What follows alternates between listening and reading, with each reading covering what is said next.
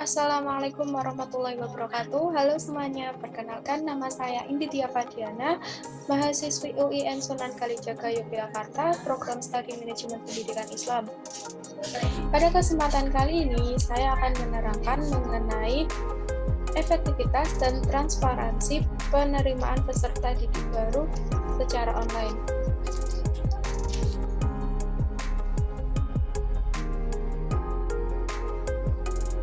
Materi-materi yang akan saya bawa yakni konsep dasar peserta didik, keterampilan peserta didik, konsep dasar manajemen peserta didik, pendaftaran peserta didik baru atau PPDB, efektivitas dan transparan dalam PPDB online, pro dan kontra dalam PPDB online.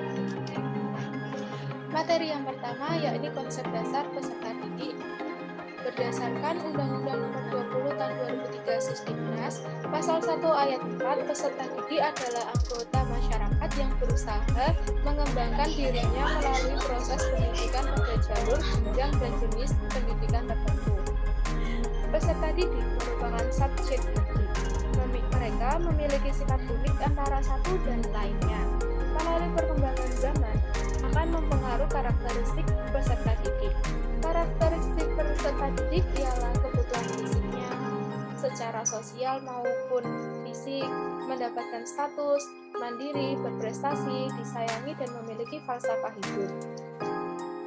Materi ketiga yakni keterampilan peserta didik. Pada abad 21 ini, persaingan dalam berbagai bidang kehidupan telah terjadi, terkhususnya di bidang pendidikan. Kita dihadapkan dengan tuntutan akan pentingnya sumber daya manusia yang berkualitas serta mampu berkompetensi. Sumber daya manusia yang berkualitas akan menjadi kekuatan utama untuk mengatasi masalah-masalah yang dihadapi. Salah satu caranya dengan meningkatkan mutu pendidikan dengan pengasahan keterampilan peserta didik.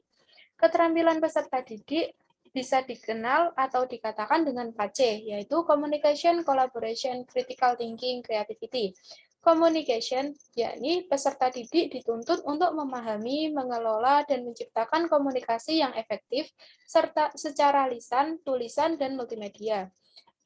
Collaboration, yakni menunjukkan kemampuan dalam hal kerjasama berkelompok dan kepemimpinan, serta dapat beradaptasi dalam berbagai peran dan tanggung jawab, bekerja secara produktif, dan menghormati perspektif yang lain. Critical thinking, yakni peserta didik menggunakan penalaran yang masuk akal dalam memahami dan membuat pilihan yang rumit. Yang terakhir yaitu creativity, yakni peserta didik dituntut untuk mengembangkan, melaksanakan, dan menyampaikan gagasan-gagasan baru yang bersikap terbuka dan responsif terhadap perspektif yang berbeda. Materi yang ketiga yakni konsep dasar manajemen peserta didik. Pengertiannya ialah suatu layanan yang memusatkan perhatian pada pengaturan, pengawasan, dan layanan siswa di kelas dan di luar kelas seperti pengenalan, pendaftaran, layanan individu, seperti pengembangan keseluruhan kemampuan, minat, kebutuhan, sampai ia matang atau telah lulus dari sekolah. Tujuan diadakannya manajemen peserta didik ialah untuk mengatur kegiatan-kegiatan peserta didik agar kegiatan-kegiatan tersebut dapat menunjang proses belajar mengajar di sekolah, sehingga dapat memberikan kontribusi bagi pencapaian tujuan sekolah dan tujuan pendidikan secara keseluruhan. Sedangkan fungsi dari manajemen peserta didik ialah sebagai wahana bagi peserta didik untuk mengembangkan diri seoptimal mungkin, baik yang berkenan dengan segi-segi individualitasnya, segi sosial, segi apresiasi, segi kebutuhannya, dan segi-segi potensi peserta didik lainnya. Penerimaan peserta didik baru. Pengertian, yakni suatu proses administrasi yang terjadi setiap tahun untuk seleksi calon siswa berdasarkan nilai akademik agar dapat melanjutkan pendidikan pada jenjang yang lebih tinggi. Dasar hukum dari diberlakukannya penerimaan peserta didik baru atau bisa disebut PPDB ialah Peraturan Menteri Pendidikan dan Kebudayaan Nomor 44 Tahun 2019 yang mengatur tentang penerimaan peserta didik baru atau PPDB.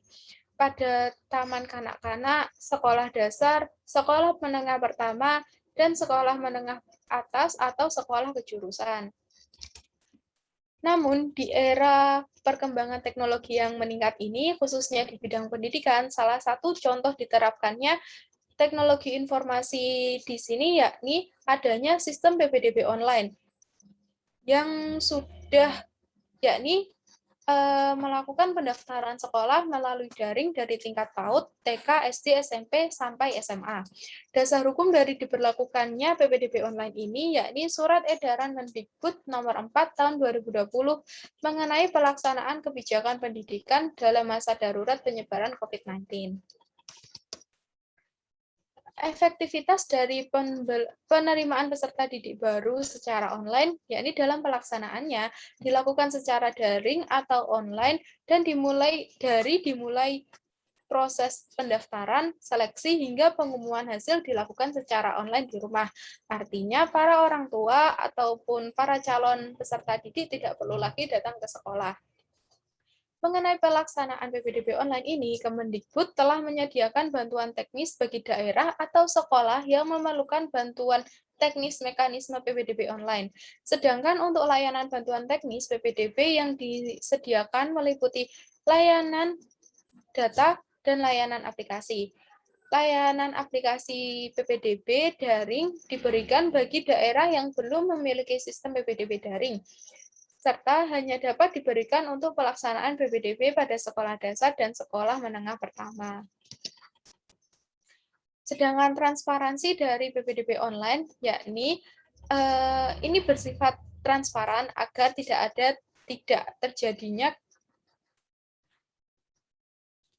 diskriminasi dan akan terjadi keadilan antar calon peserta didik baru.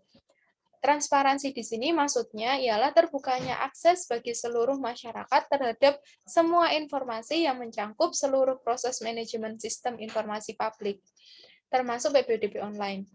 Sistem PPDB online ini juga bertujuan agar menyajikan proses dan hasil yang transparan, objektif, tidak diskriminatif, serta akuntabel, karena masyarakat pun bisa secara langsung melihat perkembangan dan hasil yang ada.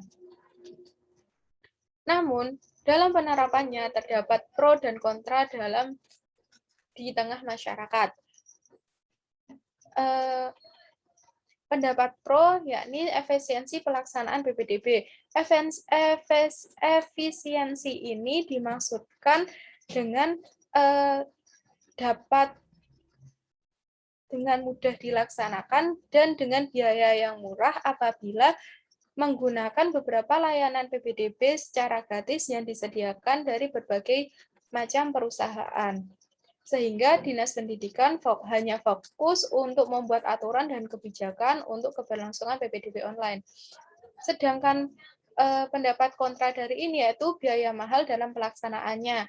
Biaya mahal dalam pelaksanaan ini itu mencangkup dari segi saat pendaftaran online membutuhkan komputer, dan membutuhkan internet yang biayanya juga biayanya juga tidak murah. Pendapat pro lagi memudahkan masyarakat. Memudahkan masyarakat ini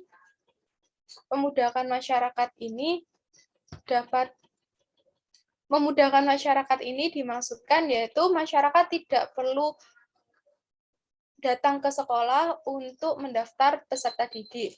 Namun, dapat dilaksanakan dimanapun dan kapanpun asalkan terhubung internet. Sedangkan pendapat kontranya, masyarakat belum paham mengenai internet atau gaptek. Pendapat pro yakni seleksi yang terbuka, jujur, dan adil. Nyatanya, masih banyak walaupun aturan sistem PPDB online telah diatur sedemikian rupa, banyak juga yang masih menggunakan sistem curang. Pendapat pro yakni meningkatkan mutu layanan pendidikan. Meningkatnya mutu layanan pendidikan ini karena sudah berbasis IT. Sedangkan pendapat kontranya yaitu sistem yang tidak layak atau mungkin sistem down atau error, tidak korelasi antara hasil dengan nilai, dan lain sebagainya. Pendapat pro juga ketersediaan data pendidikan yang absah, karena saat kita saat kita mengisi data dan informasi itu adalah informasi yang sebenar-benarnya, dan apabila ada kesalahan akan cepat direvisi.